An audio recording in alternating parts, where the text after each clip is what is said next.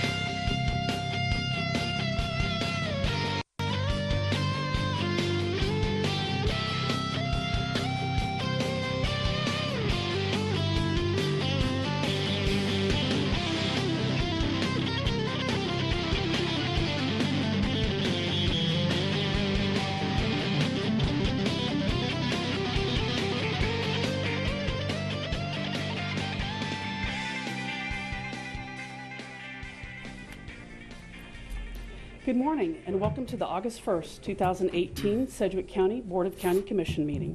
I'm Tanya Cole with the Strategic Communications Office.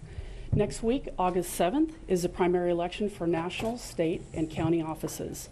So this morning we have Election Commissioner Tabitha Lehman here to give us an update on early voting and Election Day. Good morning, Commissioners. Well, early voting is underway. We have completed a week and a half of early voting in our office, and so far we've had over 1,400 people cast a ballot during that early voting period in our office. Reminder that tomorrow is when our additional early voting locations open. I would just like to mention that the Machinist Union is not open for this election and this election only. They will be open for the general because they were not available for us to rent their location. So we have moved that to Faith Christian Church, which was the next closest location that we could get. And if you intend to vote early at the Valley Center Christian Church, we'd just like to mention that there is heavy construction along 85th Street, and you will not be able to access the church from 85th Street. You will need to come from the south on Seneca to access that church to vote. That is going to be the same on Election Day. We have heard from the city that starting Monday, they will actually be closing 85th Street altogether. So we are right now sending notification to all those voters that vote there on a postcard to just let them know how they can access the polling location so that they can get there to vote on Election Day. I would mention that yesterday was the last day our office could mail ballots. We sent a total of just under 8,000 ballots out, and to date have received about 3,300 of those back in voted. People still have almost a week to get those back to us. They do have to be postmarked by Election Day, or you can return your voted ballot to any early voting or Election Day voting location. I would just remind people that make sure you drop those off during voting hours and not when election officials are not there, because the voting location cannot take possession of your ballot for us. We are looking good on our preparations. Everything is going very smoothly, so everything is on task for Tuesday's election. If anybody has any questions, I'd be happy to answer them. Thank you. Commissioner Howell? Thank you, Mr. Chairman. I was just curious if you, in terms of gubernatorial comparison, in 2014 at this point, do you know what the numbers were in terms of voting and early voting and mail ballots and that type of thing? We have surpassed our 2014 numbers, but we haven't hit our 2010 numbers, so we're somewhere in between those two. And that's in both early voting in person and mail ballots? We're seeing more early in person, but fewer voting by mail. Okay. So we have seen an uptick, but they haven't overtaken either one. They've overtaken 14, but not 10. Very good. So, Well, thank you. So it's interesting data, so I appreciate you taking yes. time to come visit. And just for reference, the voter turnout in 14 total was 19%, and in 10 was 26%. Okay, thank you so much. Thank you. Well, we appreciate the update. I know a number of us have already voted here on the bench. I've talked to a number of them, and they've already cast their ballots. Good. It's a very easy process. We did it, walked across the street, and it doesn't take but a couple minutes to accomplish the task. We appreciate everything you're doing. The only question that I have is, do you need anything else from the commission to hold this election successfully, or the November election? We are doing great at this point, and we are in constant contact with the manager and his staff, and they are being a great support to us. We are doing well. Okay. Thank you. Thank you, Commissioner, for being here today. Ask everybody to get out and vote.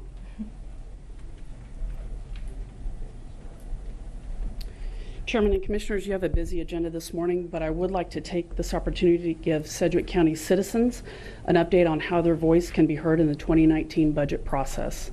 This Thursday, August 2nd, we will have a social media town hall on Sedgwick County Facebook and Twitter, and that's from noon to 1:30 p.m.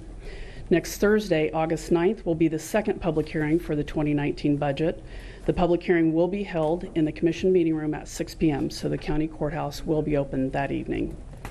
Citizens can also participate and provide comments through the online public hearing now through August 15th at www.sedgwickcounty.org. I'd also like to take this opportunity to recognize Kate Flavin, Public Information Officer with Sedgwick County, who received the Distinguished Young Professional Award through the Young Professionals of Wichita this past week. We are very proud of Kate and her work in the organization and the community. So with that, Chairman Dennis, I'll pass the meeting over to you. Well, Tanya, thank you very much for the information, and we also want to congratulate Kate. She does a great job for us. I know she's on vacation today, so we can't congratulate her personally, but please pass on our congratulations for a job well done. Thank you. With that, I'd like to call the meeting to order for August 1st, 2018. I want to welcome all the folks that are joining us here in the audience personally, and those that are joining us online. Madam Clerk, first item. Invocation to be led by Pastor Thomas Johnson, Faith Lutheran Church. Please remain standing for the flag salute.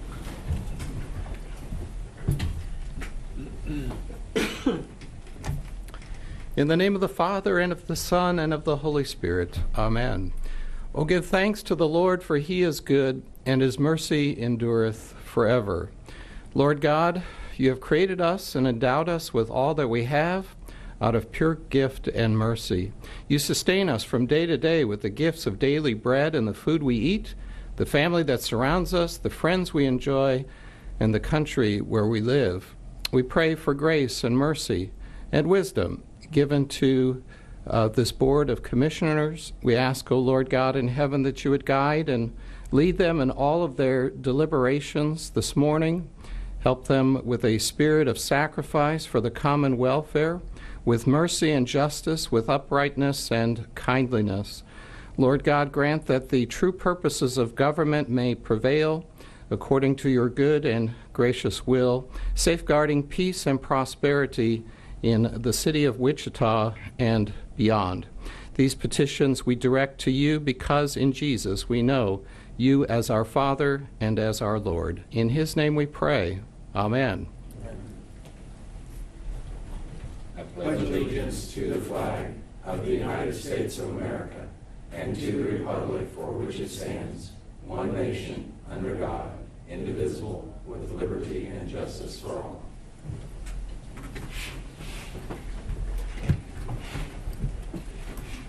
Pastor Johnson, thank you for being here today. We appreciate it very much. Next item, please. Roll call. Commissioner O'Donnell? Present. Commissioner Ranzo? Present. Commissioner Howell? Present. Commissioner Unruh? Present. Chairman Dennis? Present. Next item. Public agenda. Thank you. We have one person signed up for the public agenda, Lonnie Wright. Good morning, Lonnie. Good morning, Chairman and Commissioners. I am Lonnie Wright, 1721 South Lulu in Wichita. I'm proudly a union member.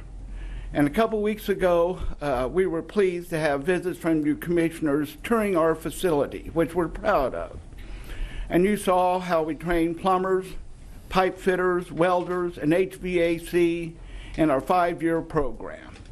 Of our 1,600 members, we have about 500 involved in our apprentice program. We were impressed, we appreciate the compliments and recognition that you had for our facility, but we were impressed by how interested you were and the questions. It was really a good opening experience for us to share with the commissioners and to see how engaged you are about the training and what's going on in our city, in our training. So I want to thank you for that. I wasn't here last week because I went to our plumbing board meeting, which meets on the last Wednesday of the month at 9 o'clock. And when I got there, we were told that Commissioner Howell had directed MABCD staff to not allow the board to see the beta test on the IPC anymore. We've been getting that report for over a year and a half. It reflects the choices that people are made. I think denying information to the citizen boards, that is a huge step. That's more than just taking off all the union members or requiring the plumbing board to do an extra 2 years of work. The idea to restrict information to the citizen boards, I think, is wrong, and it's a major step for the commission to do. Now, the plumbing board voted unanimously that they be allowed to have those reports. So I guess that's up to the commission whether to follow Commissioner Howell's directive or listen to the citizen boards. So I just wanted to make that point. I'm disappointed to deny information to any of our citizen boards. Thank you. Thank you, Lonnie. Commissioner Howell. Well, thank you, Chairman. I'd like to respond to that, and thank you, Lonnie, for coming today and expressing your gratefulness for our visit to the training facility, as well as bringing this issue up. I'd like to respond to that, though, if you don't mind. First of all, I want to just say that it is a tremendous training facility. I already said this last week, and I'll say it again. It's a great career, and it's a tremendous resource for this community. And it's not just for this community, it's for the entire state. Am I correct? Yes, sir. And in fact, there's economic development benefits to Wichita because of having this training center in Wichita. People travel here and they spend money here and that type of thing. But it's a great resource, and they have a lot of training aides, and really highly skilled people do a great job. And I just think it overall was just a tremendous visit. I'm glad you've invited me to come and experience that.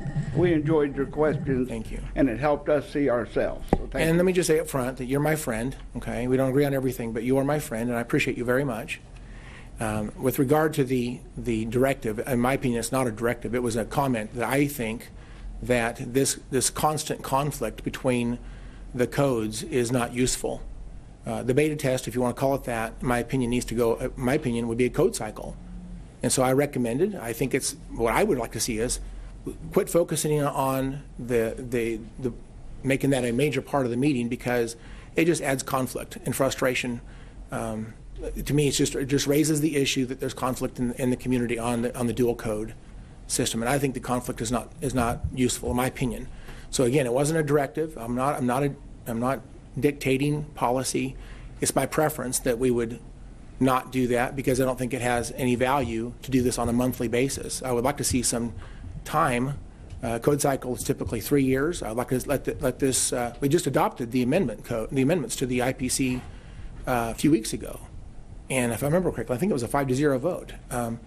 But this is really the beginning, in my opinion, of allowing the IPC with amendments to be really understood by the tradesmen, and hopefully consider using that in what they provide. But up to this point, there's been a lot of criticism about the low usage of IPC, because it had not been amended up to this point.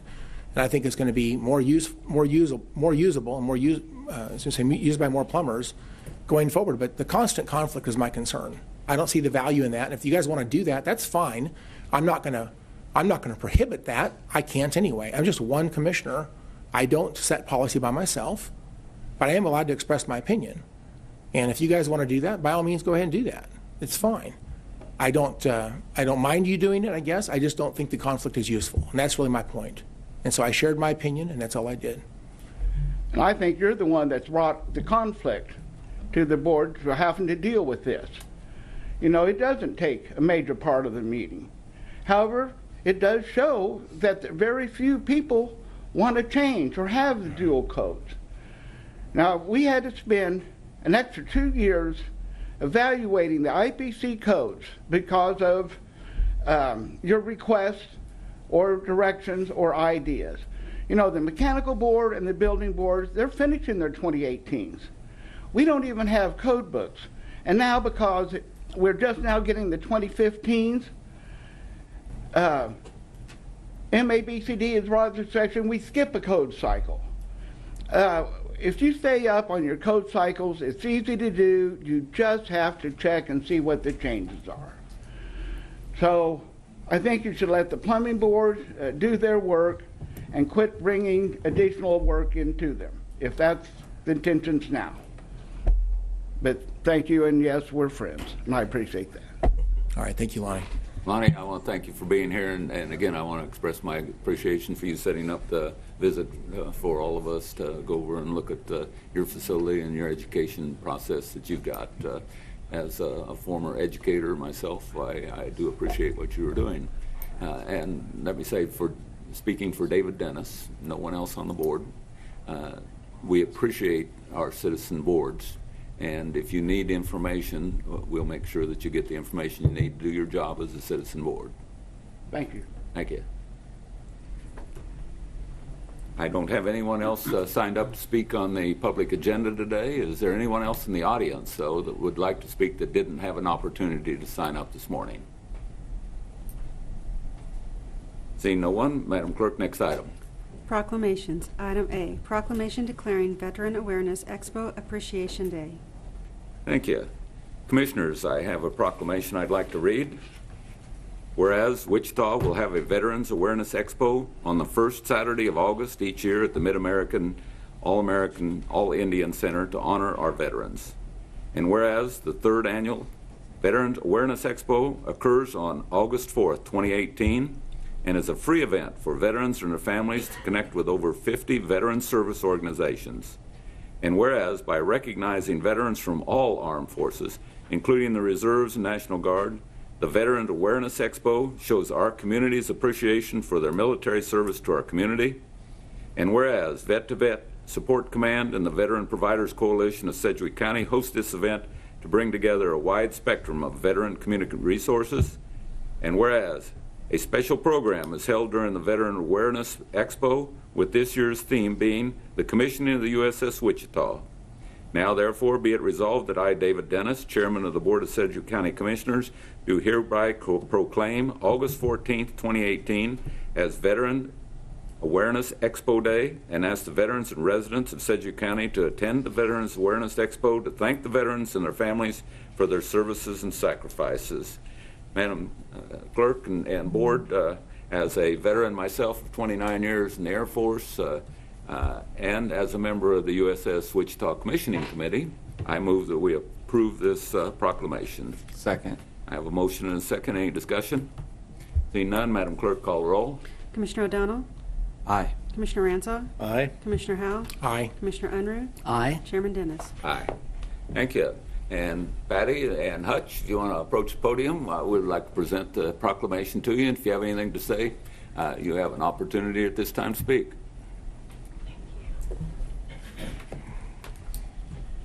Well, first, thank you, and I will tell you that I wouldn't be here if it wasn't for Howard Hutchison, who introduced me to each and every one of you. So thank you, and I'm just honored to be here, and we're thrilled to put together the Veterans Awareness Expo. We hope to see the community come out in full force, and thank you so much, Manager Mike Scholes, for your support and ongoing. Hutch? Thank you very much. I think this is a rare time in the commissioners as far as having veterans on the board. Would that be true?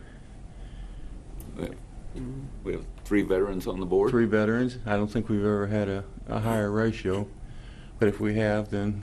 But I tell you, I value that, and I appreciate that. Tell them a little bit about this. Okay, very good. So the Veterans Awareness Expo, you can find us on Facebook, Veterans Awareness Expo 2018, on Vet to Vet Support Command, on the Veteran Providers Coalition of Sedgwick County. We're thrilled to put this together. Over 50 vendors will be there. Every single thing from hospice to homeless and everything in between. There will be Cloud9 therapeutic equine horses, Midwest Battle Buddies, PTSD service dogs. We will have every service, every fun thing for veterans, food trucks, radio stations, a wonderful program with U.S. Congressman Ron Estes and also Jeffrey Penfield, who is retired Navy, and he is the chairman of the USS Wichita Commissioning Committee that Hutch and I both serve on. So it's our honor and privilege to be here, and we'd also like to thank KPTS as one of our sponsors, and they put on this program, and Phil Richardson in particular, who's worked tirelessly to help us. And so come out. It's going to be a great time. Thank you. All right. Commissioner Howell. Well, thank you, Mr. Chairman. I just want to say, I want to tell you, I appreciate both of you so much.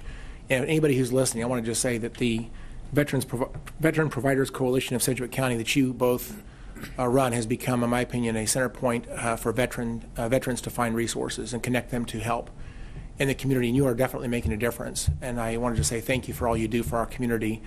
And I'll reflect a little bit on my military background, and I would just say that probably in so many ways it was the best part of my life. I mean, I've really enjoyed my life since then, no doubt, but my character grew so much. When I entered the military, I needed some direction and some skills and some education, and they really changed me in so many ways, and yet I got to learn discipline and to learn to obey orders of those over me, and to really love our country.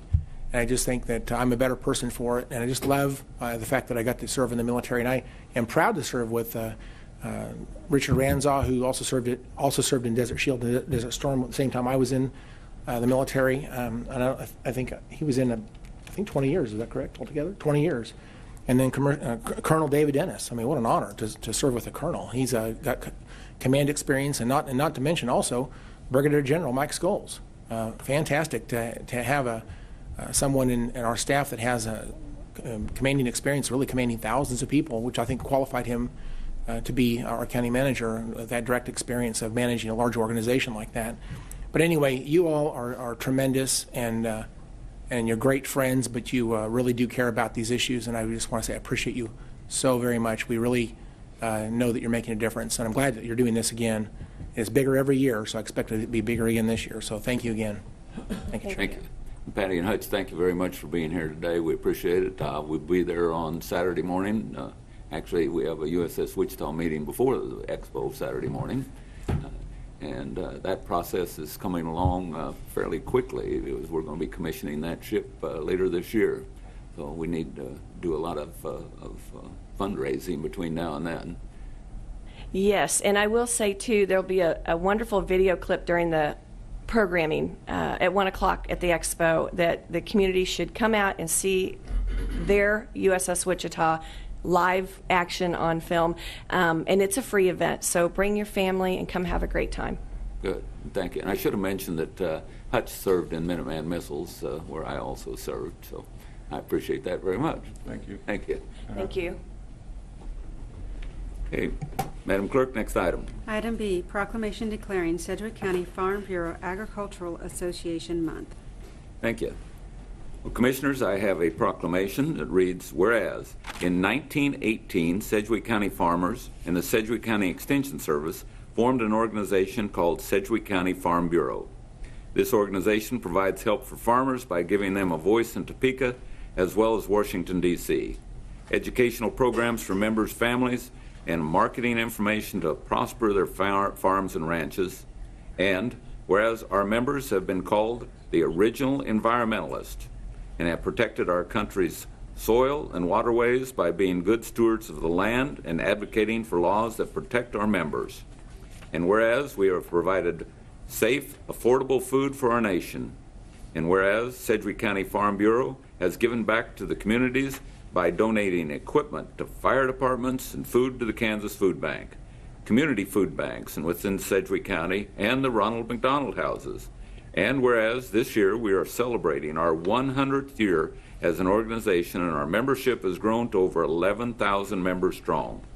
Now, therefore, be it resolved that I, David Dennis, Chairman of the Board of Sedgwick County Commissioners, do hereby proclaim the month of August 2018 as Sedgwick County Farm Bureau Agricultural Association Month, and encourage the citizens of Sedgwick County to learn more about what local farmers do for our community.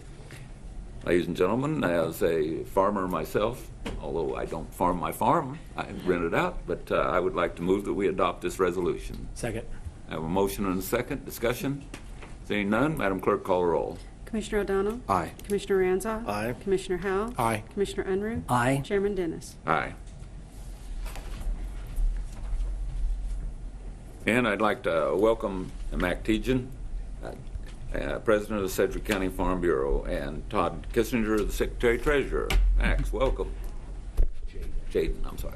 Jaden. It's quite all right. You're not the first person to do that. So anyway, but Chairman Dennis and Board of County Commissioners, thank you very much for acknowledging this proclamation and this anniversary, this centennial we're engaging in here this year. And I just wanted to say that agriculture was probably the foundation business for Wichita and Sedgwick County when it was formed. So it's been an integral part of Sedgwick County and the city of Wichita for many, many years.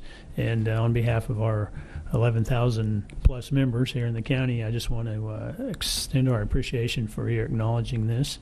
And we just, again, thank you too for the years of cooperation and communication we've had with you and your help in many issues over the years. And we just, again, just appreciate that. Thank you for it. And we just, on behalf of our members, we're looking forward to our centennial, and hopefully you all can attend our banquet here on the 14th of the month. Thank you very much. Thank you very much for being here. We do appreciate it, and we appreciate what you do to provide safe food for our citizens. Thank you.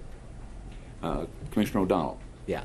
Well, Max, I was just going to thank you for coming to the meeting. And also, I think people are shocked to learn that Sedgwick County has such a robust Farm Bureau.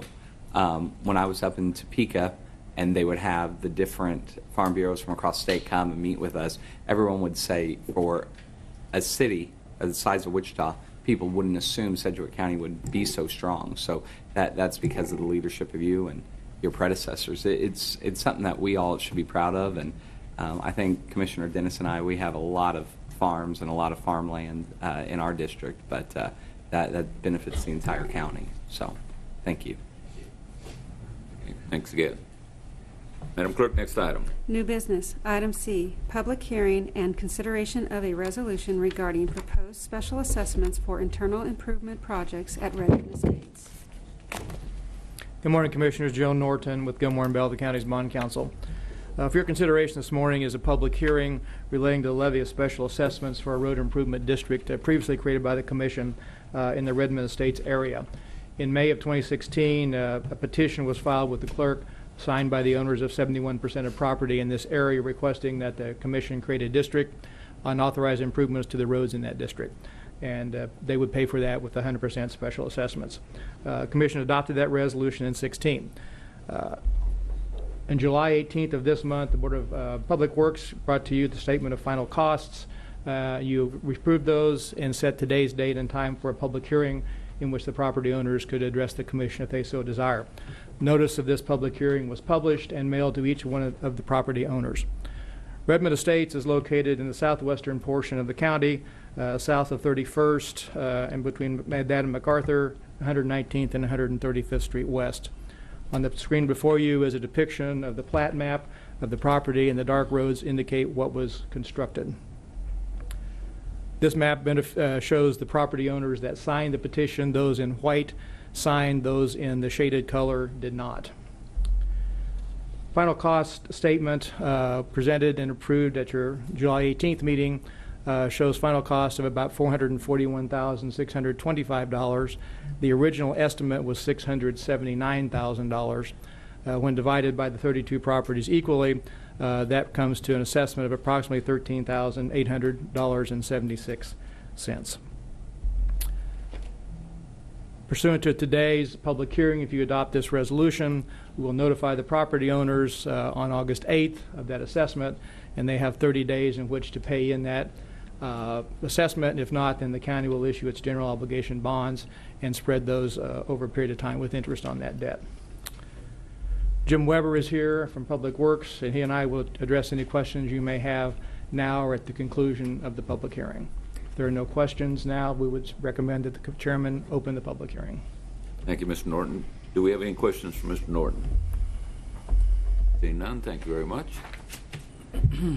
I'd like to open public hearing for the resolution regarding a proposed special assessment for improvement project in Redmond Estates in my district.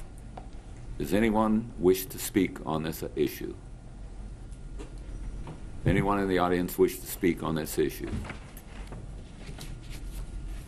Seeing none, I'd like to close the public comment period, and I'd like to make a motion that we adopt the resolution for the special assessment. Second. We have a motion and a second. Any discussion? Seeing none, Madam Clerk, call roll. Commissioner O'Donnell? Aye. Commissioner Ranzoff? Aye. Commissioner Howell? Aye. Commissioner Unruh? Aye. Chairman Dennis? Aye. Thank you, Joe. Stay here for the next one. Next item, please. Item D, resolution creating a street improvement benefit district in Sedgwick County, Kansas, and authorize improvements therein for campus complex addition. Welcome back, Joe. Thank you. For the record, Joe Norton with Gilmore and Bell. This is a creation portion of a special road improvement district. The county has received a petition signed by the owners of property of 100% of the campus complex addition, which happens to be the Board of Education of USD 261, the Hayesville Public Schools. They are completing construction of a new facility pursuant to a bond issue that their voters approved and request that certain road improvements be made by the county within this particular complex and around it. The petition requests that the design and right-of-way acquisition, if necessary, be paid for by the county at large, and that the cost of construction of the improvements, which is a little over $1,038,000, be split on a 50-50 basis, when they would then pay 50% of the cost of those improvements, and the county would pay the cost in-house of doing the design work and engineering work and 50% of the construction costs.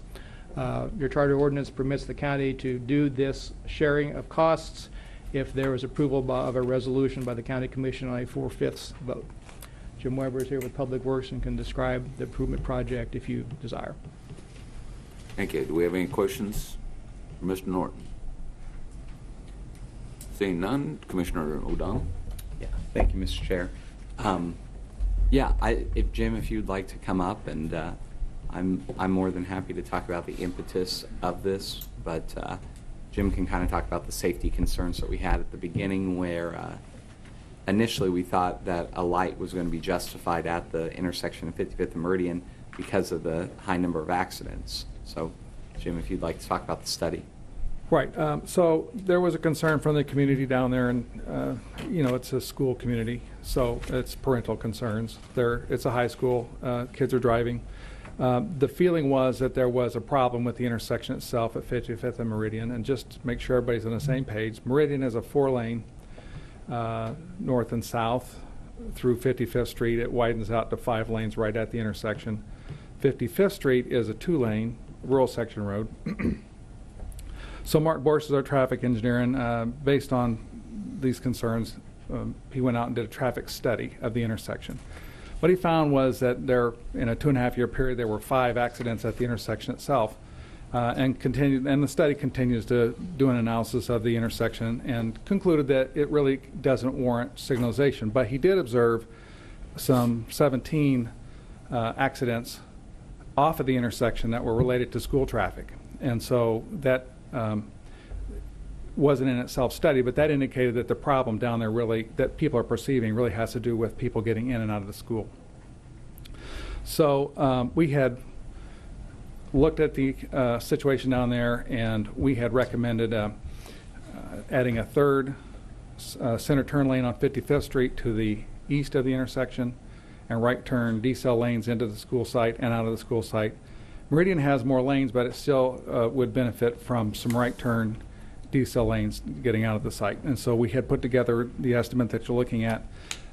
Commissioner O'Donnell facilitated a meeting between us and leadership at the school district, and they seemed to feel that this was a solution that would work for them. They understood that the intersection didn't warrant signalization yet, but they definitely could see that we could help out the situation around the school with these turn lanes. So we have been working with them since last fall to develop a project. They have discussed it. Their school board obviously had to discuss it and had to approve signing the petition requesting this joint funding of this project. And we have, I'm maybe going farther than you want, but we have tentatively said if you approve this, we're looking at a 2020 construction. And to get a placeholder, the CIP includes funding in 2020 for the county's half of the construction. If the project goes forward, it's already been accounted for. If the project doesn't go forward, then in the next CIP cycle, we would drop that out. That's, you know, the only year committing to in a CIP is 19, and the one that you'll approve with the 2019 budget. And we'll make adjustments based on how this goes with you all today. Thank you. Thank you, Jim. Yeah, so I went to the school board meeting a few weeks ago, and they ended up passing it unanimously, which was refreshing because they were having a little bit of friction because they felt this is a county obligation, but for the time period to get this done, I told them that we would prefer that. They've been great partners, Dr. Burke and Dr. Schutte. I don't see either of them in the audience today. I think I see a representative from Hayesville Schools, but they're not here today. But it's a great project, and hopefully it'll keep the kids at Campus High and the residents of Hayesville safe. So, thank you, Jim. Thank you. Appreciate it. Is anyone from Hayesville here that would like to speak on this? Seeing none, Commissioner O'Donnell. Thank you, Mr. Chair. I move that we take the recommended action and adopt the resolution. Second. Do we have any discussion? Seeing none, Madam Clerk, call the roll. Commissioner O'Donnell? Aye. Commissioner Ranzo? Aye. Commissioner Howell? Aye. Commissioner Unruh? Aye. Chairman Dennis? Aye. Thank you. Thank you very much. I'll sit down and I'll get out of your way. Hey. Next item, please. Item E, presentation of the quarterly financial report. Morning, Rick. Morning, Chairman. Morning, Commissioners. I'm Rick Durham, your Deputy CFO. And as we do at the end of each quarter, the Division of Finance reports on the county's financial condition. So you have received, each of you have received yesterday this quarter's financial report. As always, this report is put together by the budget staff, led by Lorian Showalter-Airy and her team that is represented here, Todd and Carly. And the accounting staff puts together all the numbers in the back behind the fund statements page, and that led by Hope Hernandez. Sorry, Hope, I just drew a blank on her name. And her staff, Marty, Brandy, and Melissa sitting there. So those are the people that put it together. Once again, I'm the guy that stands up here, puts the charts together, gives a presentation to you, and then gets to answer all the fun questions at the end. But we're going to give such a thorough briefing today that there aren't going to be any questions. I know I just set myself up. So, as always, the information contained in this report is based on unaudited financial statements and excludes any adjustments that may be required by the county's auditors at a later date. As always, the first section of the report outlines information on a budgetary basis, and that's for applicable fund types, including comparisons to financial activities with the previous fiscal year and with adopted and revised budgets. And the second section outlines financial status of active capital projects. And then the final section consists of fund statements which provide a broad overview of the county's finances in a manner similar to private sector business based on GAAP standards. So this morning we'll just go over the highlights as we do every quarter. So we begin with what essentially is projections to the end of the year as of June 30th. And when we report on financial status, we aggregate information into one of several possible groupings: the general fund, property tax supported funds, other operating funds, or all operating funds. So what the chart shows you here, as I said, projections to the end of the year as of 30 June 2018. We'll start with the general fund. That's the county's primary operating fund, and it accounts for services that don't have a designated fund of their own. So the general fund includes most general government and law enforcement functions and receives the broadest variety of revenues. The operations of 42 divisions are funded from the general fund, and revenues are projected to exceed expenditures, and the change in fund balance is projected at $2.8 million, which will result in an ending fund balance of $69.5 million in the general fund. Then we move to the debt service. Expenditures are projected to be $400,000 more than revenues. So we have a projected change in fund balance of $425,000 that will result in an ending fund balance in that fund of $2.4 million. The county has 7 other property tax supported funds, including bond and interest, EMS, ComCare, aging, highway, noxious weeds, and Wichita State. Each of those funds provide services related to a specific function, and the property taxes levied in each fund are used only to support those specific functions, and those are listed under the column labeled Other Tax Supported. That is expected to have a net increase of nearly $900,000. This increase is primarily due to an increase in estimated charges for service received due to a reconciliation of outstanding payments owed to EMS by the Veterans Medical Center. And that adjustment, or that, will result in an ending fund balance of $4.9 million. So as we move to the next column, that's non-property tax. The county has 31 budgeted other operating funds which are not supported directly with property taxes. Those include grant funds, enterprise funds, and internal service funds. These are estimated to decrease by approximately $350,000 in combined fund balance. That will result in an ending fund balance of $29.6 million. Moving to the right again, the Fire District Number 1. Fire District 1 is a distinct governmental entity and is operated as part of Sedgwick County government, but levies property taxes and reported separately. The fund balance is estimated to increase by $1.1 million, primarily due to changes in the district's vehicle replacement plan, staff restructuring, and higher than anticipated tax collections, and will result in an ending fund balance of $6.6 million. The Enterprise and Internal Service Fund show fund balance within this group are estimated to decrease by $800,000 by the end of the year, and will have an ending fund balance of $29.9 million. So when we roll all that up, we come up with total operating funds, and references to operating funds mean the property tax supported funds plus all other operating funds. So taking all of those into account will show that the ending fund balance for all of those will be $143.1 million. So now we look at how the county has done in the second quarter of fiscal year 18 as it compares to previous years. In county property tax supported funds, the second quarter net revenues were $187.1 million. And you can see that's an increase from 2017. The most significant increases occurred in other revenue, which is $3.8 million, which is a transfer of the cash from the bond sale for the Reagan building. Current property taxes increased $3.5 million. Reimbursements of $300,000, and that's the claim recovery from the insurance company from the phishing scam that we had in 2016. Uses of money and property due to increase in investment income of $200,000.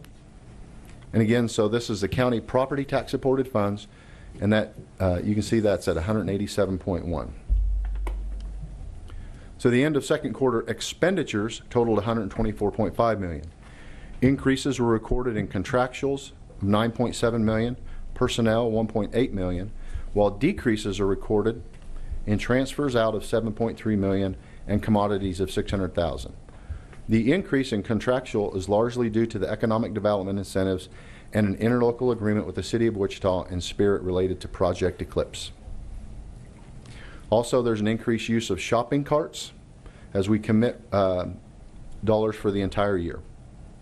The decrease in transfers is largely due to there being fewer capital improvements in 2018 than 2017. So as you can see, here's the year-over-year second quarter. We can see that revenues have increased 3.3%, and our expenditures have increased 2.8%, which gives us a net income in 2018 of $62.6 million, which is up over the previous fiscal year.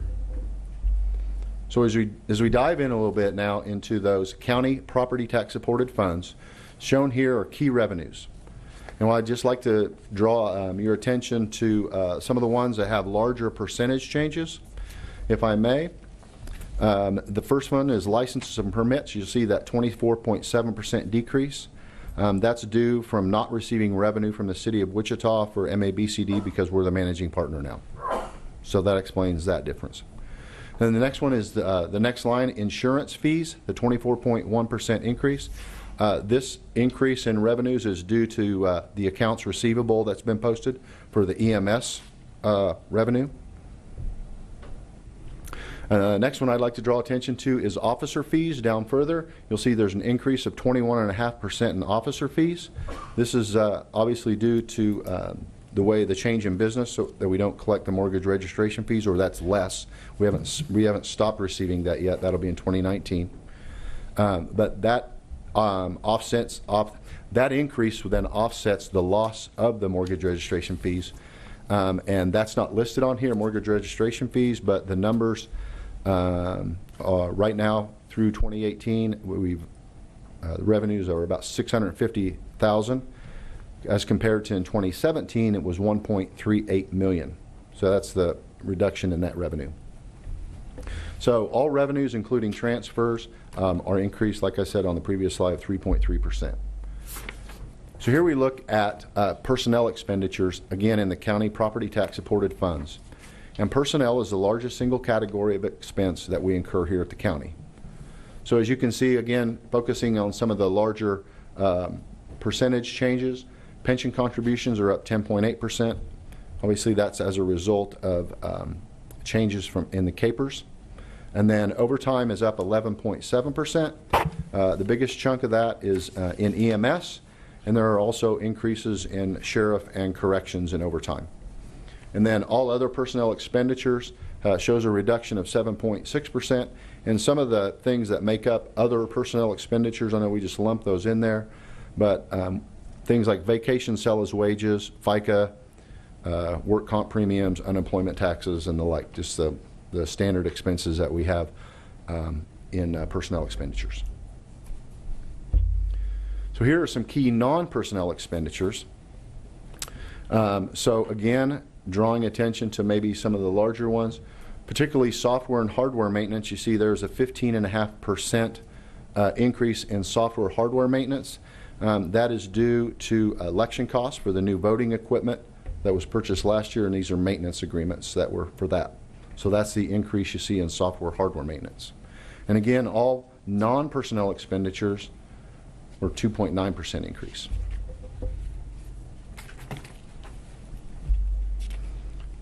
So now we move away from the tax supported funds into non-tax supported funds. So let's go back here. As I stated at the beginning of the presentation, that the county has 31 operating funds which are not supported with tax dollars.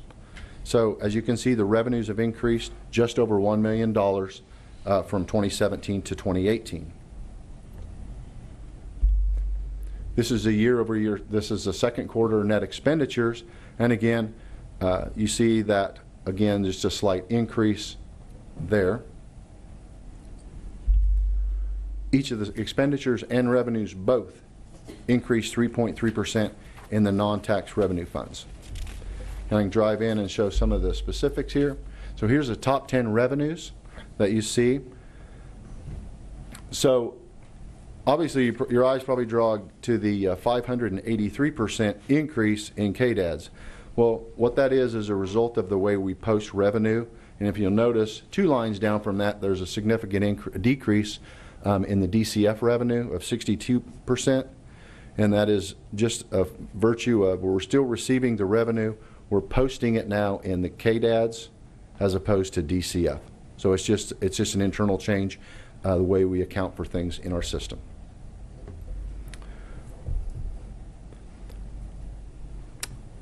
Also I want to draw attention to the decrease of 18% in JJA, and that is a result of reduced funding of approximately $800,000. Solid waste fees are up 18.1%, and that is a result of increases in fees. Key expenditures in the non-tax special revenue funds. Once again, the largest expenditure that we have is salaries and wages. The decrease in the grant award that you see of 7.9% is due to the MABCD City of Wichita reimbursement posting in 17 and not in 18 because of the way we've changed the way we do business because we're the managing partner now.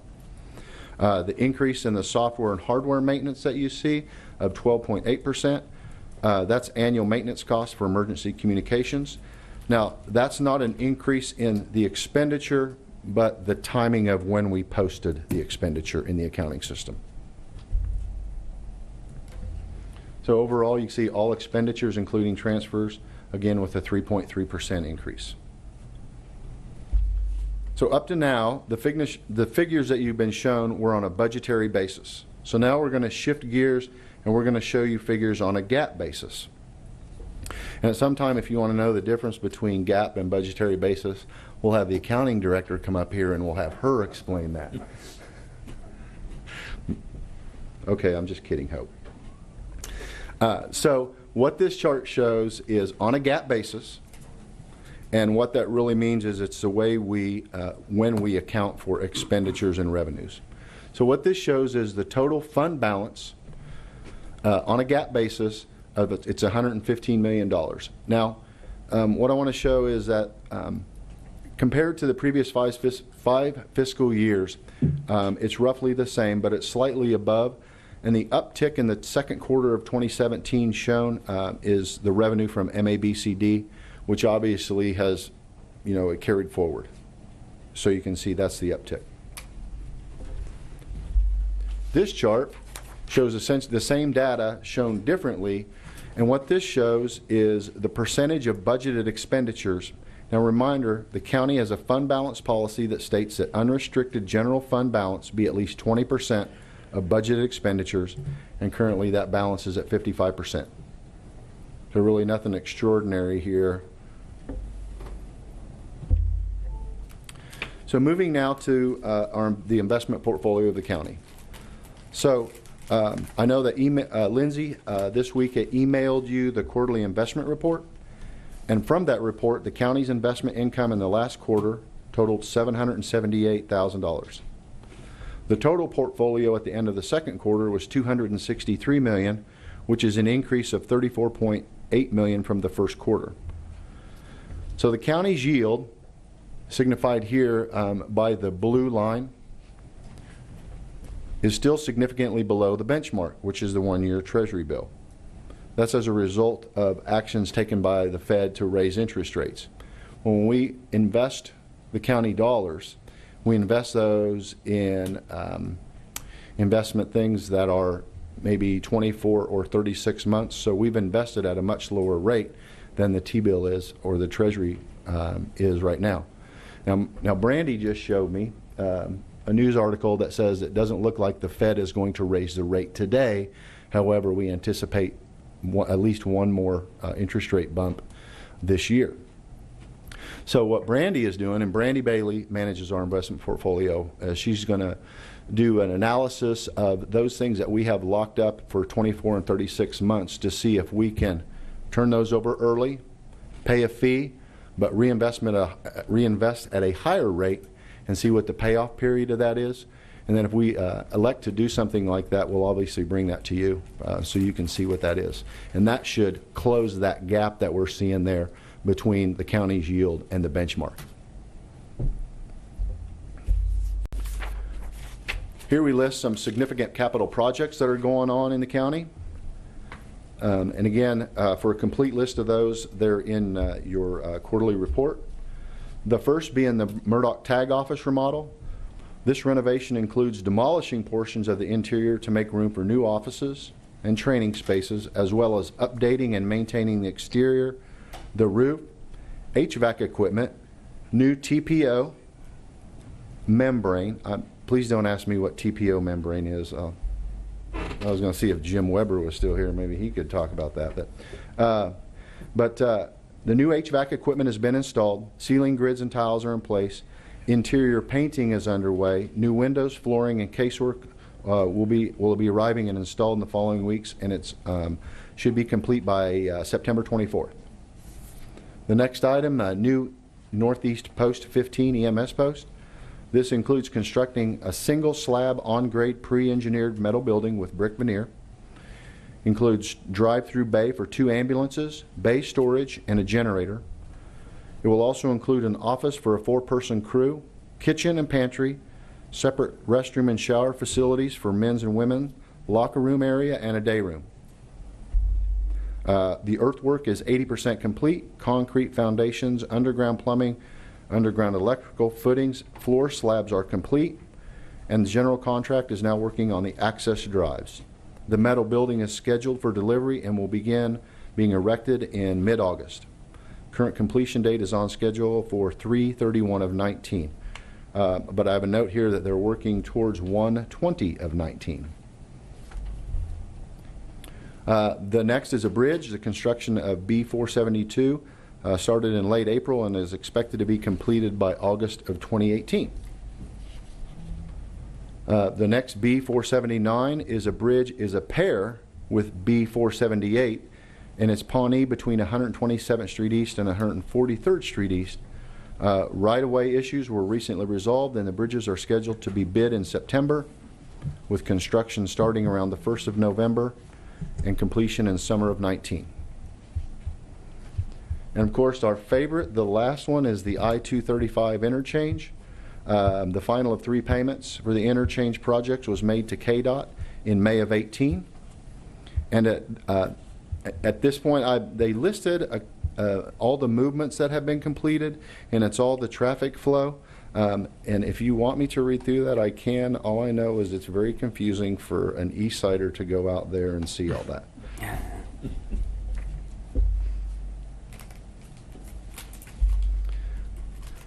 So moving now to a snapshot of the leading economic indicators. This data comes from the Center for Economic Development and Business Research out of Wichita State. And what it shows is really just that slow increase, and you can see from about January of 18 to the current, it's been a constant uptick. We haven't had any small. Now, if you take into account, and if I make this chart smaller so I don't show the huge swings from 3 to 8 and then the downturn in 2008, the movement is really about a point or 2 points. It's very small and it's a very slow movement. This slide shows the short-term economic trends of the county in the categories listed. And what this chart shows is the movement from the second quarter of 2017 to the second quarter of 2018. So as you see, all of our trends are up. Home sales are up. Mortgages registered. While that shows a negative number, it's an increase over the previous quarter, the second quarter of 2017. So that's how that data is measured. So again, new home permits is up 10.7%. But when compared with the second quarter of 2017, when it was up 55%, it's less. That's how we're measuring and showing the trends there. Sales and use tax is up. Total employment is up. And the last one, total unemployed, that number, that's a decrease in unemployment is what that's showing. So that's a positive trend. The next 4 slides are the same slides that you saw last quarter, so I'm going to run through those relatively quickly. I'll make sure that you all get a copy of this presentation so you can have it. You also have it printed in front of you, but this shows the long-term trends, and those numbers for 2017 have not changed. This also is the same data that you saw last quarter, so you'll have that for your reference. And these are the same counties that we compared with last quarter and the same cities that we compared with last quarter. And again, I'll make sure that you have a copy of this presentation.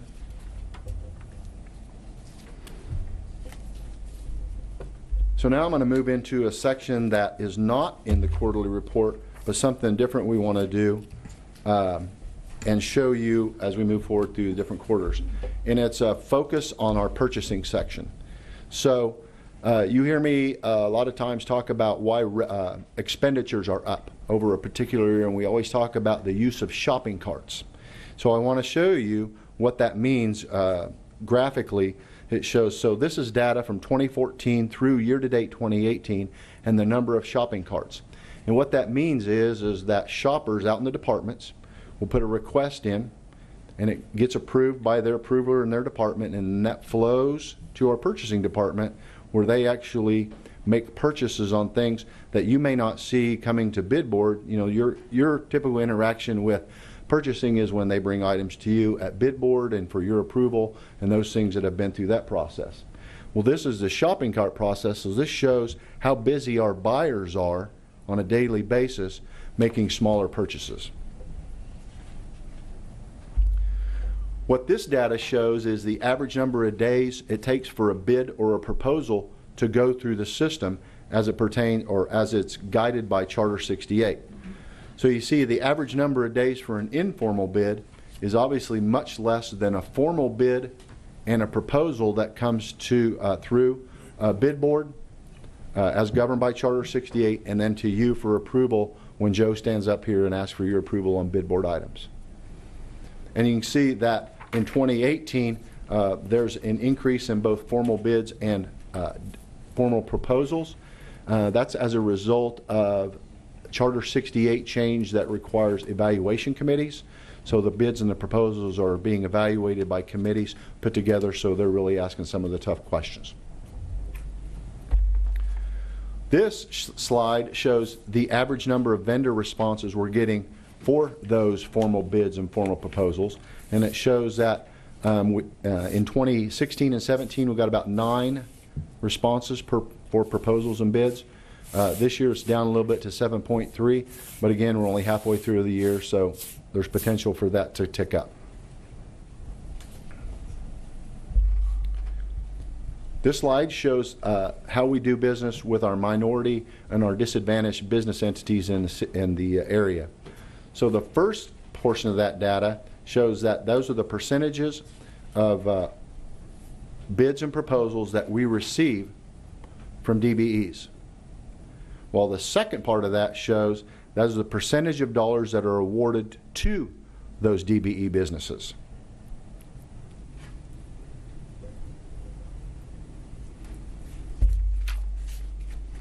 So I'm going to shift gears from actual receiving bids and things, proposals from vendors, to these are training sessions that our purchasing section actually provides to both vendors, which is represented by that yellow colored bar, and then departmental training that we give to the departments in the county, represented in the green. So you can see in 2016 we did 48 and 49 training sessions respectively to our vendors and to our departments. In 2017 we did 53 and 48. Now in 2018 it's significantly less, and this is representative of purchasing having 2 new buyers. So a lot of their training efforts are being focused internally on training the 2 new buyers that they have. Okay, that's the last slide I have on the purchasing focus. So now you'll see the standard slides that I do.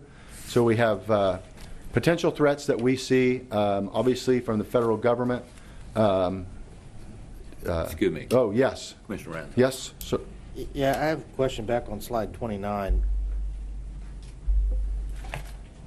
Why the big drop in the percent? It went down from 17 to 6.7. Do you know? I do not know, but I will find out for you. We'll research and we'll get that data I mean, to you. I see the trend on award is going down. I'd like to also see absolute numbers. I mean, percentages. Okay. Sometimes, if the numbers are small, then the percentage change Sure. can be different. But I would like to see the absolute numbers on that as well. Because occasionally we've had some meetings or conferences with our partners and trying to get the word out as far as how to, get connected with us and everything. So I just need some follow-up on that. Yes, sir.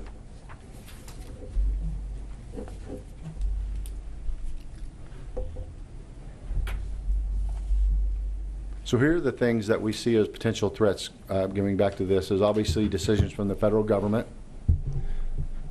The state budget with school funding is a question mark.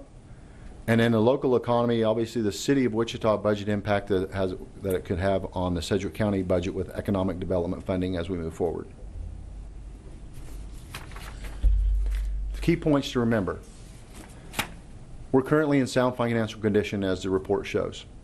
We have no deficits projected in the general fund for this fiscal year, but there's still significant movement to occur the last half of the year. Obviously, we have the revenue from the Greyhound Park sale. We have bond issues coming up for the Spirit deal, special assessments, and bridges. There will be transfers at year end relating to the admin building, and then proceeds from the Township Dissolution Fund. And then obviously there'll be CAD RMS movement.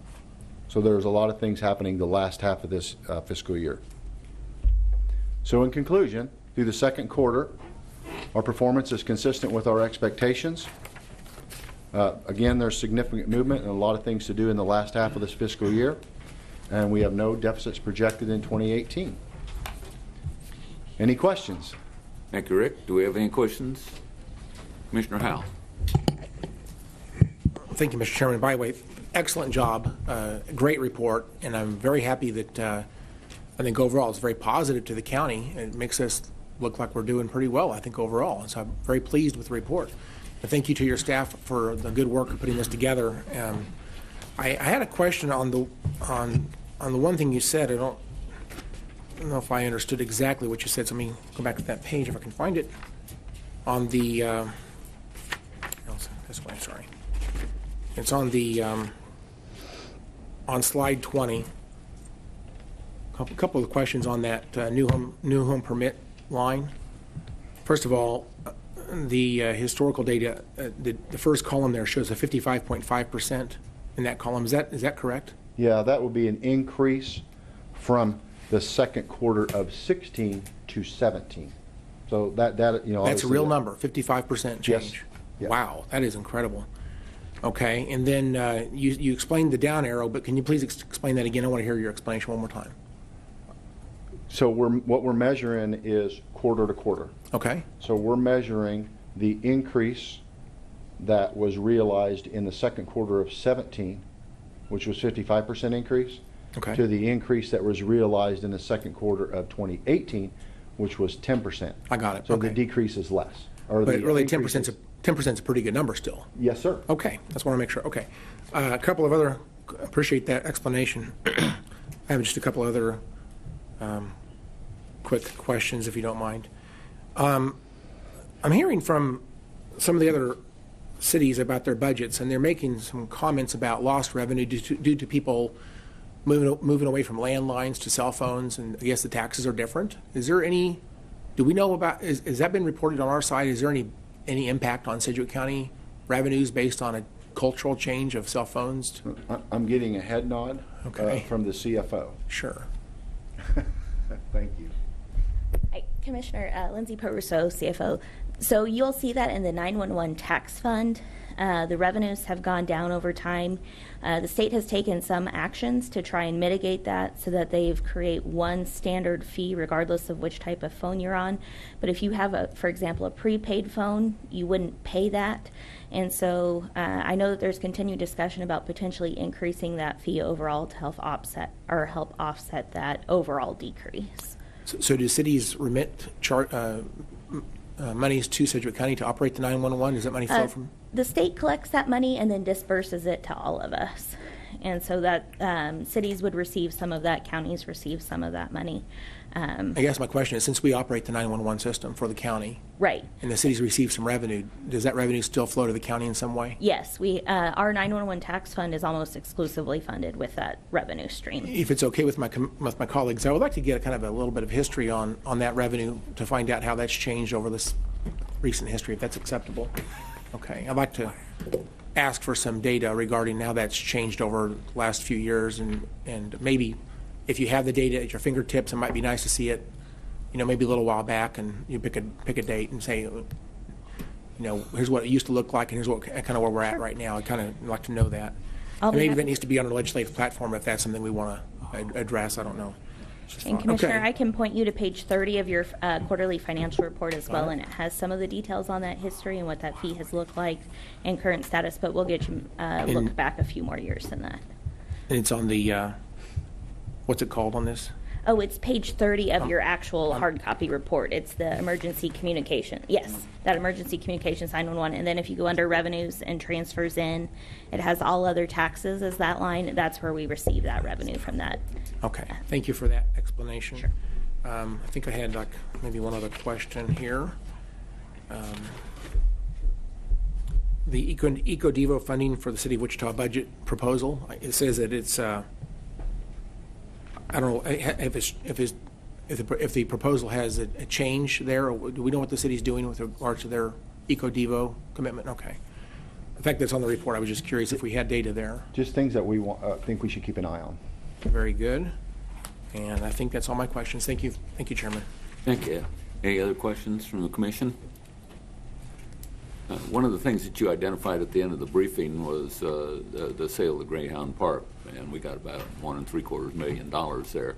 At what point are we able to earmark that so that we don't spend it for something else? Because it's going to go in the general budget right now. Correct. So when are we going to have an opportunity to earmark do that that? any time, can't we? As soon as we receive it. As soon as we receive it? Yes. Well, I would imagine both of them can write us a check, so we should receive it fairly soon. Okay. All right. Well, I look forward to that on our agenda also then. Okay. Thank you. I don't see any other questions. Thanks, Rick. Yep. I just ask you to receive and file. I would like to make a motion that we receive and file. Second. We have a motion and a second. Any discussion?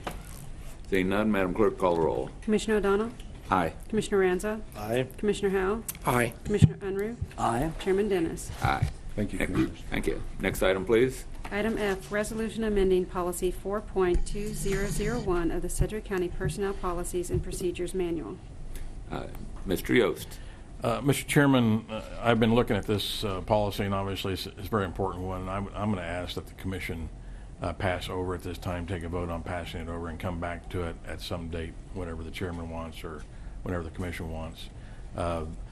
I would like to see the policy as set out, how it changes things, not just what it says. And I don't necessarily have any opposition to it. My office doesn't have any opposition to it, but we would like to take a look at that. Thank you. Both Mr. Yost and Karen Powell came to see me this morning just before the meeting, and they requested that we defer this item. And I understand their concerns, and so I'd make a motion that we defer item Foxtrot. Second. We have a motion and a second. Is there any discussion on this item? Seeing none, Madam Clerk, call the roll. Commissioner O'Donnell? Aye. Commissioner Ranza? Aye. Commissioner Howell? Aye. Commissioner Unruh? Aye. Chairman Dennis? Aye. Next item, please. Item G, selection of voting delegate and alternates for the Kansas Association of Counties 43rd Annual Conference. Thank you. We have an annual conference coming up in the near future, and one of the requirements is that at an official meeting that we appoint the delegates for that. I would like to make a motion that we appoint Commissioner Unruh as our primary delegate and Commissioner Dennis as the alternate. Second. We have a motion and a second. Any discussion? Seeing none, Madam Clerk, call the roll. Commissioner O'Donnell? Aye. Commissioner Ranza? Aye. Commissioner Howell? Aye. Commissioner Unruh? Aye. Chairman Dennis? Aye. Next item, please. Item H, report of the Board of Bids and Contracts regular meeting of July 26, 2018. Good morning, Mr. Chairman and Commissioners. Joe Thomas, Purchasing Director. Our regular meeting of the Board of Bids and Contracts on July 26 results in two items that we bring before you for approval. First item is reinforced concrete boxes and end sections, and this recommendation is to accept the bid from Wichita Concrete Pipe Company and establish contract pricing for 2 years with 3 one-year options to renew. The last item is weed chemicals for the noxious weeds department, and this recommendation is to accept the low bids for items 1, 2, 5, 6, and 10 from Crop Production Services and items 3 through 9 from Van Diest Supply Company. This will be for an initial purchase of $37,497.28, and then we'll establish contract pricing for 1 year. I will try to answer any questions you may have, and I recommend approval of both items. Thank you. Any questions for Mr. Thomas? Seeing none, do I have a motion? I move that we approve the recommendation of the Board of Bids and Contracts. We have a motion. I'll Second. We have a second. Any discussion? Seeing none, Madam Clerk, call the roll. Commissioner O'Donnell? Aye. Commissioner Ranza? Aye. Commissioner Howell? Aye. Commissioner Unruh? Aye. Chairman Dennis? Aye. Thank you, sirs. Thank you. Next item, please. Consent agenda. Commissioners, Mike Scholes, County Manager, recommend you approve consent agenda items India through Sierra. Move we approve India through Sierra. Second. We have a motion and a second. Discussion?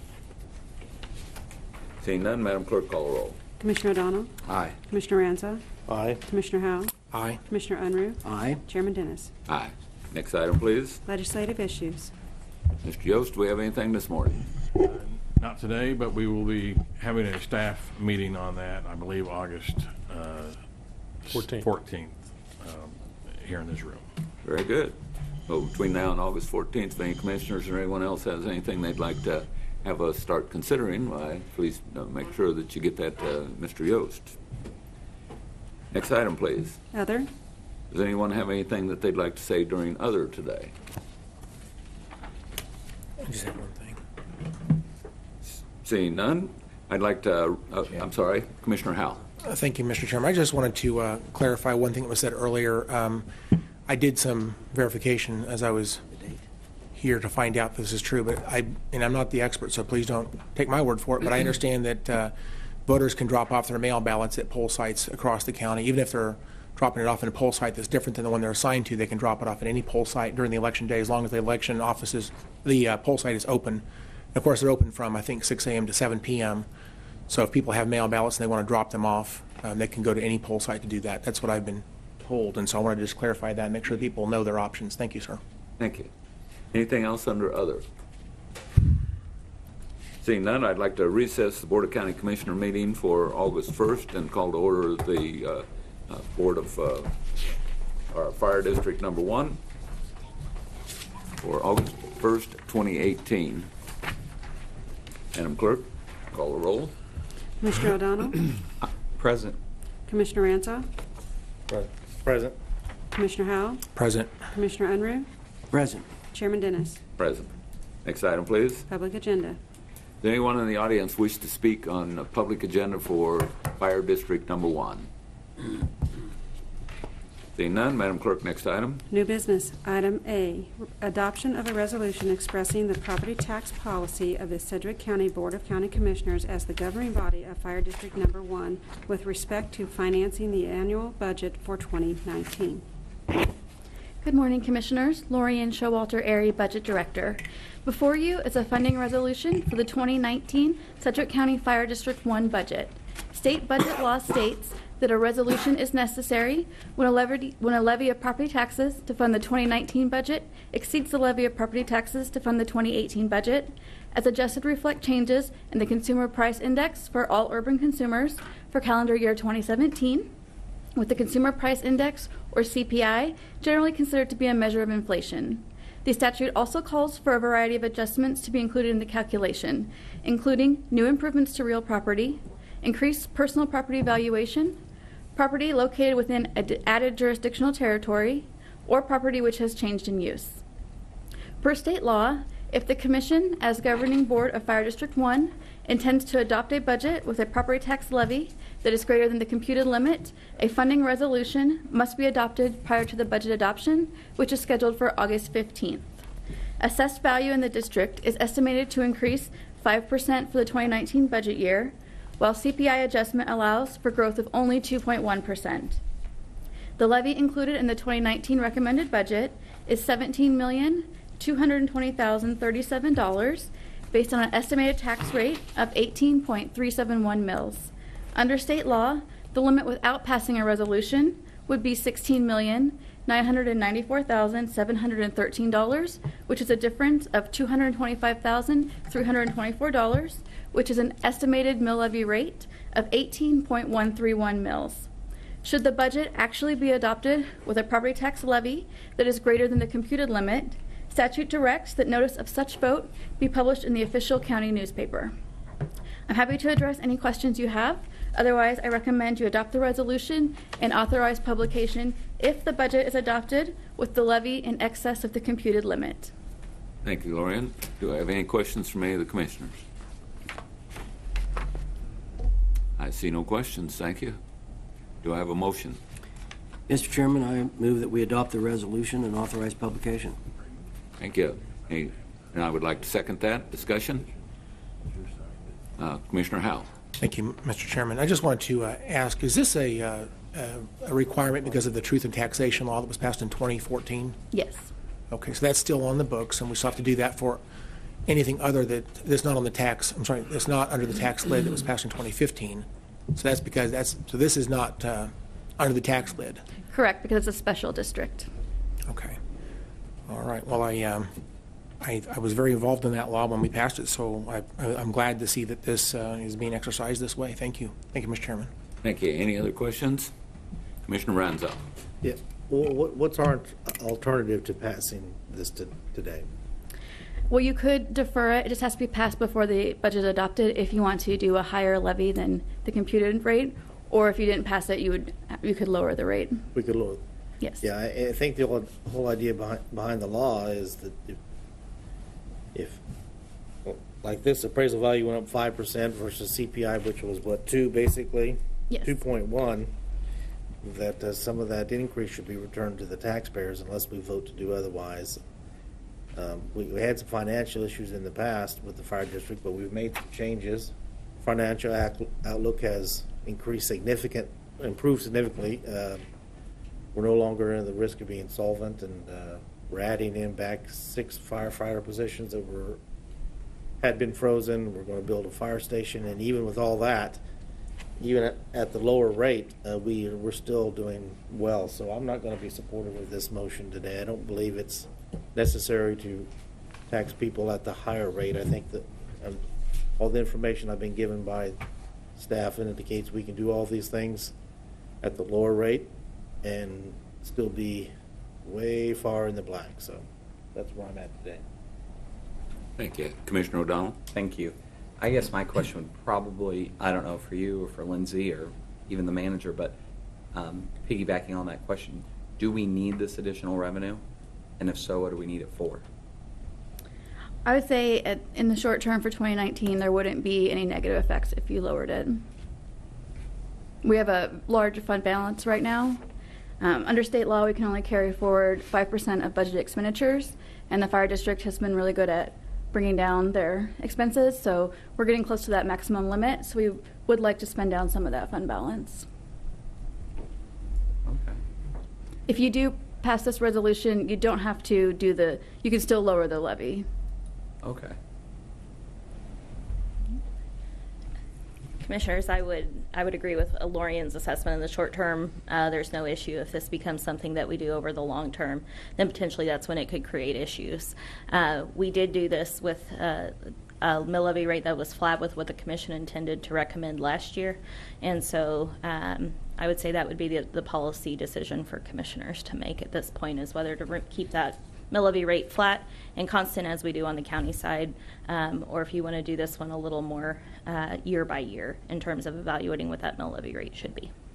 Mm-hmm. So this, Lindsay, thank you for that. This doesn't lock us in then to the mill levy, so we can pass this today, and then when we come back we can lower it? Yes, sir. Hey, Commissioner Ranzo. Lindsay, you said this could have long-term issues. What issues? The numbers you've given me show long-term that we're fine. Right. And so if we continue to hold ourselves to whatever the computed limit is, rather than looking at what maybe a flat and more predictable mill levy is, that's where we could have potential issues, because the forecast you've seen has been based on this 18.371 mills. Likewise, if there are changes with assessed value, if the amount of property in the district changes, which we know there's a constant threat that occurs the way the legislative agenda is, then that's where this could present issues. Well, you provided a forecast based on the lower amount. That shows everything being fine. You're saying if we continue to lower it. Right. If we do this each year. Each year. But this particular one, if we did this, if we went the lower number this year. Right. And stayed there, the projections show it's okay. It's, right. It's if you keep doing it every year. Yes, and as Lorian said, she said short term there's no real issue, and I agree with that 100%. Thank you. Commissioner Howell? Thank you, Mr. Chairman. Just, I guess was just a comment. I think the intent of the Truth in Taxation is to make sure that it's clear to the public that we're raising taxes. That's what this is. The intent was when the governing body raises the dollars faster than the rate of inflation, then essentially we're taking a larger share of the dollars that are available to the people that earn those dollars. And so this is a greater share of their money, so to speak. This is a tax increase. And no one's made a compelling argument that we need this money right now, but I am very concerned about the long-term sustainability of the fire district. We've talked about we need some long-term solutions, substantial structural solutions to the fire district. I don't think under this current model it's going to be sustainable forever. I think we have to do something at some point. And I know we've talked about all kinds of ideas and things we could do to solve this problem, but I am very sympathetic to the people in the unincorporated areas that are paying nearly 20 mils just for a single service. That seems extraordinarily high. People inside the cities are paying much less for their fire protection services within those city budgets. But the single service is a really big tax for a relatively small number of people who live in Sedgwick County. In fact, I would say, I don't know the number of people in the fire district, but I'm going to say it's about 1/10 of our population actually supports the fire district. And then the people who receive benefits, the majority of those benefits go to people who don't pay to the fire district. And so we're creating an appetite for people to pull out. And I want to be on record to say I absolutely support our firefighters. I think they do a tremendous job. I want to make sure we sustain what we have until we have a more substantial long-term solution. But we don't have that in front of us today, but we don't have a compelling argument today that we need to actually raise taxes. And so I guess my concern is that I guess I want to be on record saying I do support the fire district. I support our public safety officials. They do a great job. But this is a $225,000 increase over last year's budget. And we have the revenues to build the fire station and fund the 6 firefighters. And we've got projections out a number of years that shows that we're fine. And I think the economy is going to continue to grow. We'll have this opportunity in the future as well. But we need to continue to work on a long-term solution. So for today, I think I'm going to oppose the resolution, and I would be willing to support an 18.131, but not an 18.371. Thank you, Mr. Chairman. Thank you. And again, today we're not making a decision on what that mill levy is, correct? Correct. If in the future we decide to go with the next step up that equals $225,000 approximately, what does that mean to a homeowner that's got a $150,000 house? Just 1 second. Another question.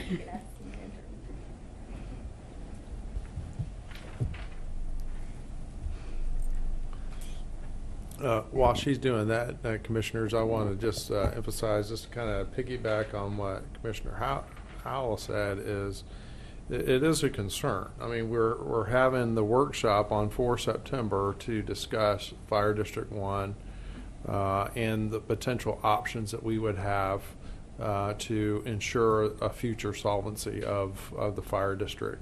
And we're going to talk many different options. Some of them legislative, some on the effect of IRBs and the issuance of IRBs and how that has an effect on Fire District 1, potential legislative actions to go after next year, potentially for that, which our neighboring county in Johnson County is also experiencing and has called us within the last couple of days to talk about some type of dual response to this. So we do have concerns, and we are going to address those in this 4 September workshop with all of our stakeholders. I even talked with Bob Layton about this the other day. So I just want to throw that out there, that is down the road, and the why we're doing that workshop. Yeah, thank you. Lindsay? Commissioner, for this amount of difference, so 0.24 mils, that would equate to about $4.14 for a homeowner of a $150,000 home. Okay. Well, that was what my question was, is that I'm not a big fan of raising taxes on anyone. $4.14 per year is not a significant increase on anyone. In addition, we do have serious concerns about the future of Sedgwick County Fire District Number 1, and we have to make sure that we keep ourselves in a position that we keep that solvent. Granted, 18 mils is a lot of money for someone to spend for safety out there, but having no Fire District Number 1 is not an acceptable solution whatsoever. I understand that we're going to have to make some kind of decisions, and that's what our workshop is for in the future. But we need to make sure that we keep our Fire District Number 1 in a solvent position that we can serve the citizens in our community. And if we're talking $4.14 per year on a $150,000 house, that's not something that we ought to be arguing about. Commissioner Unruh. Thank you, Mr. Chairman. Lindsay or Maureen, we're not talking about a mill levy increase here from last year. It's a flat mill levy. The overall mill levy for 2018 ended up being 18.392 mils, but this would be taking it to what the commission said they intended last year, that 18.371. Okay, so this is the same amount we intended last year. Yes. All right. So tax increase comes from changes in valuation or new construction and new value in the unincorporated area. That's where the $225,000 comes from. Yes. But not an increased mill levy. Yes. All right, thank you. Thank you. Commissioner Howell? Well, Mr. Chairman, I guess I come into these meetings with an open mind, and I've listened to this discussion, and I am opposed to a tax increase, but I do want to keep our options open. It's knowing that we've got opportunities from now until a future date to continue to drive towards solutions. I guess I'll be willing to support this today, but I am not so sure I'll support it down the road. I need to understand this deeper, but just to keep our options open, I guess I would like to go ahead and support the motion today. But I do have very serious concerns about raising taxes. Now, we talked about $4.14, but let's talk about the overall taxes that people are already paying to this fire district. It is hundreds of dollars per home for a service. Most of them will, that we're available to them if they need us, but most people never use the fire district. There's a very small number of people who use it, and primarily the biggest beneficiaries of this fire district is people who don't live in the fire district and don't pay taxes to the district. And so, tax fairness is about providing services to those that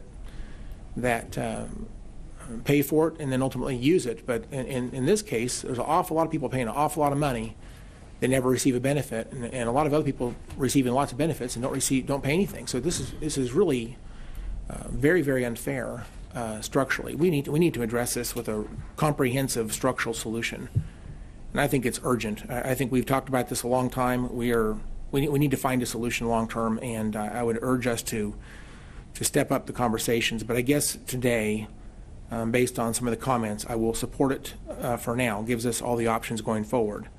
But I do want to be on record. I support public safety. I don't support a tax increase, but I do want to keep the options open. So that's kind of my rationale for voting yes today. Thank you. Thank you, Commissioner Howell. And I agree with everything that Commissioner Howell said. I sincerely have a concern about the people that don't live in our district that are receiving services from Fire District Number 1. We've received statistics just recently that we go into the city of Wichita alone almost a little over double of what they come into Sedgwick County. And the city of Wichita pays nothing for Fire District Number 1. In addition, they're talking about pulling one of their fire units out on the east side and just putting a squad in, which is going to increase the amount of times that Fire District Number 1 has to go into the city of Wichita even more.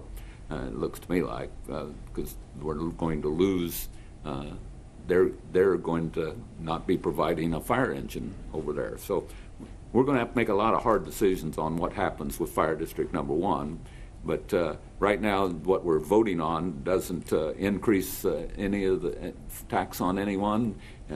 It gives us some options in the future, and we need to keep our options open to make sure that Fire District Number 1 is solvent.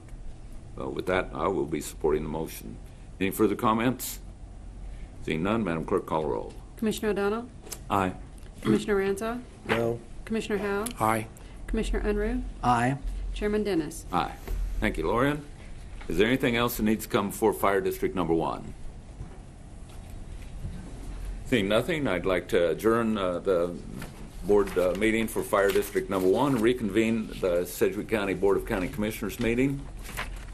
Next item, please. Executive session. Thank you. Commissioner Unruh. Mr. Chairman, I move that the Board of County Commissioners recess into executive session for 20 minutes until 10:55, till 10:57, excuse me, 20 minutes until 10:57 to discuss personnel matters of non-elected personnel. The executive session is required to protect the privacy interests of an identifiable individual, and that the Board of County Commissioners return to this room from executive session no sooner than 10:57. Thank you. Second, do we have any discussion? Seeing none, Madam Clerk, call the roll. Commissioner O'Donnell? Aye. Commissioner Ranzo? Aye. Commissioner Howe? Aye. Commissioner Unruh? Aye. Chairman Dennis? Aye. We are in recess.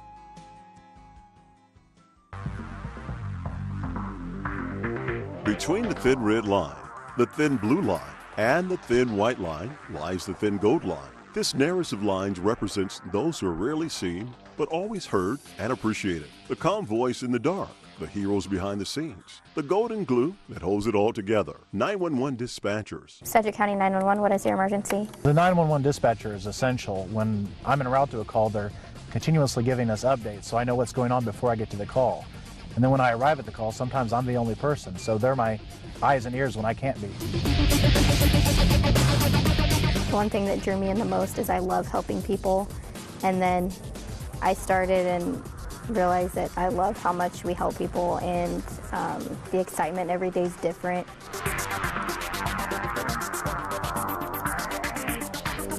911 dispatchers are extremely important to Sedgwick County Fire Department. They're the first ones on scene. They're the ones that have the first contact with our citizens that are having this emergency. They are the ones who notify what units need to go to a particular emergency. They're the ones who tell us how many units need to go. They are a vital success to the outcome of all the calls that we run. We couldn't do that job without them.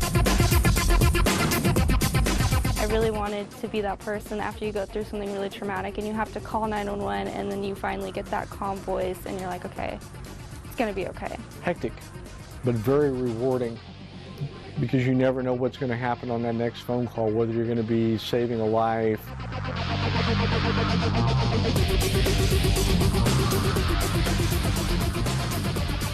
favorite part about the job is the adrenaline. I love the fast pace when things are getting busy, when we're getting chases, or when we're, really helping someone that I know needs the help.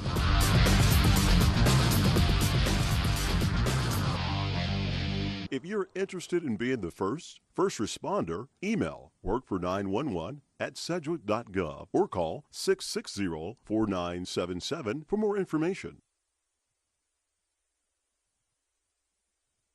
Wichita was built on a floodplain. Early settlers even called the area from hillside to ridge road swampland. In the 1800s, several large floods hit the area. But it wasn't until after the 1944 flood that left more than 5,000 temporarily homeless, the city started a flood control committee. That's where MS Mitch Mitchell, or Big Ditch Mitch, comes into the story. After just 10 days on the job as an office engineer, he was sent out into the field. They made me wade through about 1.5 feet of water. Now, I'm in my office dress and shoes, and they made me wade through the water to get to the road where the drive was.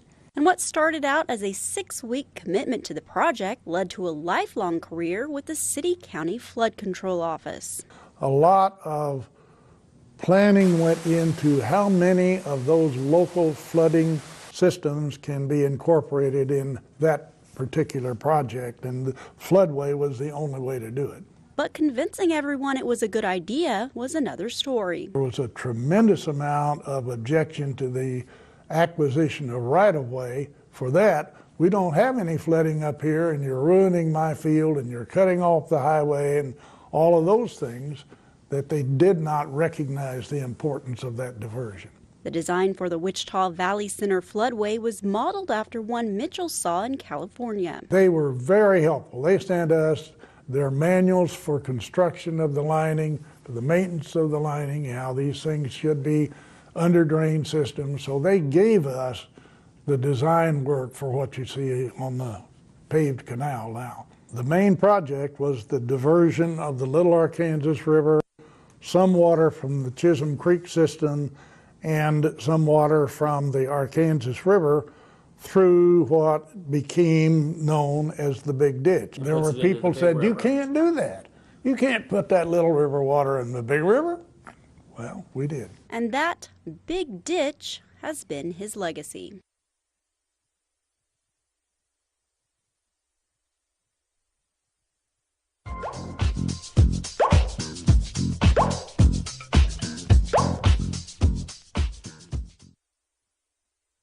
Tony Giuliano is the art director for Sedgwick County. You've probably seen his work. But when he's not designing for the county, he's got his whistle on the soccer pitch. He looked at me and he said, "You're skinny, you're young, you can run, you should ref soccer." And 15 years later, I'm still doing it. Moving up the ranks. And it's opened up a lot of doors for me. I ref at the local level and the JUCO and the NAI levels all the way up to Division I. Achieving a collegiate level national badge. It's exhilarating. I really enjoy that challenge. I mean, at that level, you're reffing the best athletes. Reffing around 60 matches a year. You'll find a common phrase in the referee community. It's for the love of the game. Soccer, to a lot of us, is a big part of our lives, whether played it, watch it, or referee it, or all three. And it's given back to the game. Something that helps ease the stress of his day job. It just allows me to challenge, or to accept and really take on any challenge. And a stressful environment at work, it kind of is easy after running 6 to 8 miles in a match and getting yelled at from everybody. Crediting Sedgwick County for allowing him to pursue both of his passions. It's a neat honor. I've gotten to travel to do some really high-level games, work with referees across the United States. It's just been a very rewarding second career, if you will.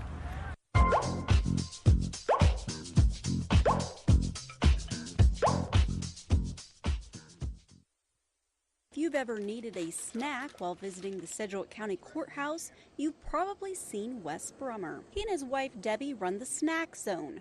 Brummer also furnishes all the vending machines in the county. But when he's not keeping us fed, he spends his time writing historical fiction. I grew up in a family that liked to tell stories. My folks grew up during the Depression. That's part of what inspired his book, Dust and Roses. It's basically about a young woman who takes a big fall, and the rest of the story is her redeeming herself. Writing hasn't come without challenges.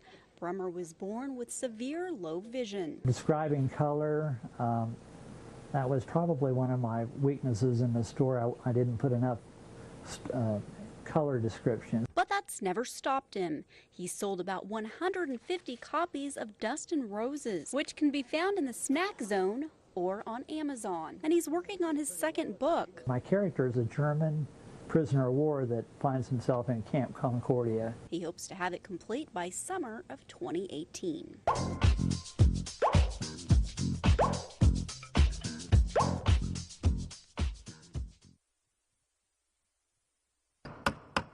Habitat for Humanity provides opportunities for families to achieve affordable home ownership.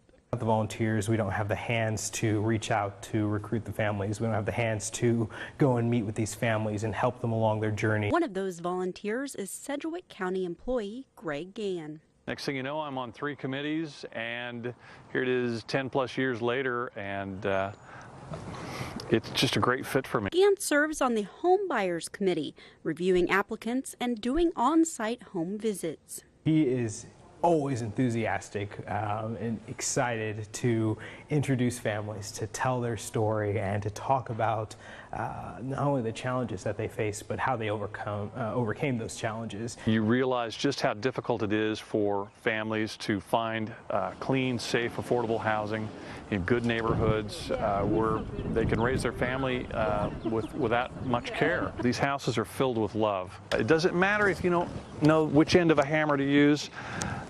We'll find something that fits your ability and you can participate. Having volunteers like Greg who are committed, who are willing to give of their time, their talent, their treasure, we can't ask for anything more. It's truly a blessing. Wow, every day is a great day. I come to the job sites, we go on home visits, we meet. I can't think of a bad day, not once. It's truly been life-changing for me.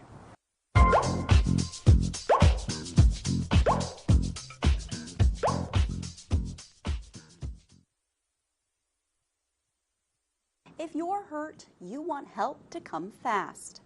That's where these bikes come in. We're able to fit into places the ambulance can't. The Sedgwick County EMS bike team was started in 2009 with the help of grants and community donations. Crew members must try out to be part of the team. I love coming down here to Riverfest and helping out. I love biking, so it's just kind of combining 2 of my loves together. Then they work in 2-person crews. Additional support is provided with this. It's how patients are transported out of the crowd after the bike team provides treatment. It's also proven to be faster and more cost-effective. Our response times are 1/10 of what they used to be down here, and we're using 75% less personnel to get the job done. And provides a great opportunity for the public. Just being able to interact with the community, I think, is pretty awesome. They could have come up and asked us a lot more questions. We're a little bit more accessible than we are in the ambulances usually, so we get to see a lot more of the people and hang out with the kids.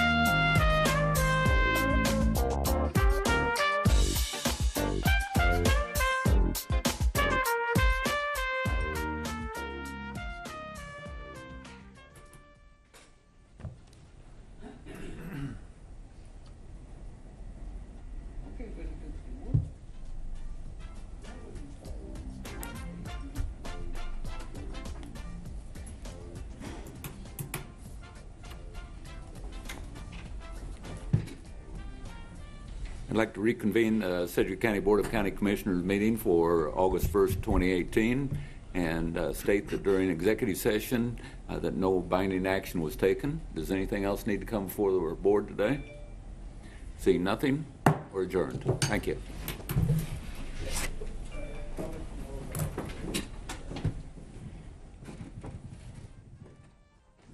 Production and broadcast costs for Sedgwick County Commission meetings have been underwritten by Sedgwick County.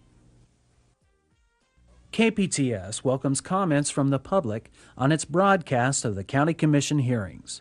Viewers are invited to write to County Commission Broadcast, KPTS 320 West 21st Street, Wichita, Kansas 67203.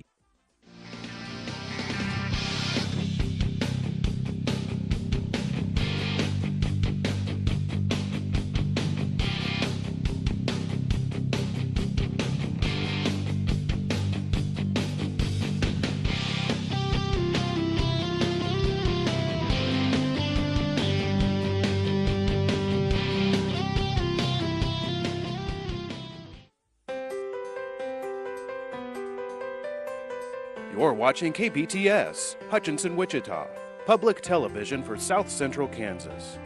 We now join our regularly scheduled program, already in progress.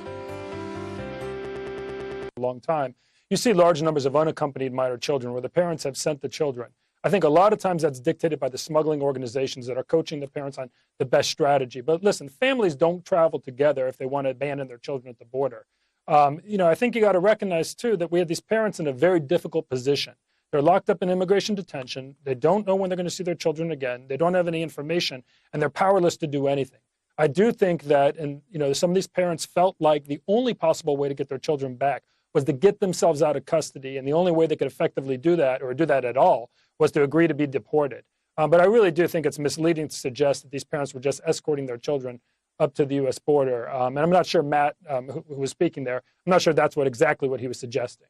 Well, he sounded very much like he was suggesting that, and we've heard certainly other reports of these parents who are barely literate, certainly can't speak English, have no idea how to navigate the justice system or the immigration system, and they are frantic in whether it's Guatemala or Honduras or wherever they've gone back to